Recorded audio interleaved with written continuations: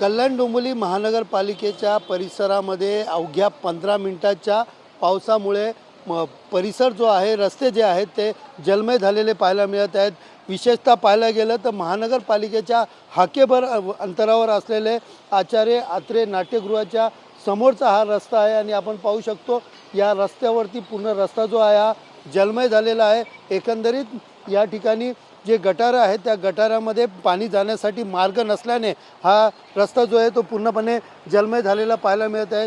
आपण पाहिलं तर या ठिकाणी आपण पाहू शकता की सकाळपासून या ठिकाणी महानगरपालिकेचे जे कर्मचारी आहेत ते या ठिकाणी उभे आहेत आणि या गटार किंवा नाला साफ न करता सध्या या ठिकाणी जे आहे ते चेंबरचे झाकण उघडून या पाण्याचा निचरा करताना पाहायला मिळत आहेत। मात्र आपण पाहिलं तर सकाळपासूनच या ठिकाणी पावसाची संततधार सुरू होती, मात्र अचानकपणे पावसाचा जोर वाढल्याने या ठिकाणी पूर्ण परिसर जो आहे, हा रस्ता जो आहे तो पाण्याखाली गेलेला पाहायला मिळत आहेत। आपण पाहू शकता या ठिकाणी मोठ्या प्रमाणात पाणी जे आहे ते साचल्याचं दिसून येत आहेत। एकंदरीत महानगरपालिकेकडनं नालेसफाईचा दावा केला जातो, मात्र या साचलेल्या पाणीमुळे कुठेतरी या ठिकाणी महानगरपालिकेचा हलगर्जीपणा आणि ठेकेदाराचा हलगर्जीपणा या ठिकाणी समोर येत आहे। कॅमेरा पर्सन गणेश रहाटेसह सुनील जाधव, TV9 मराठी, कल्याण।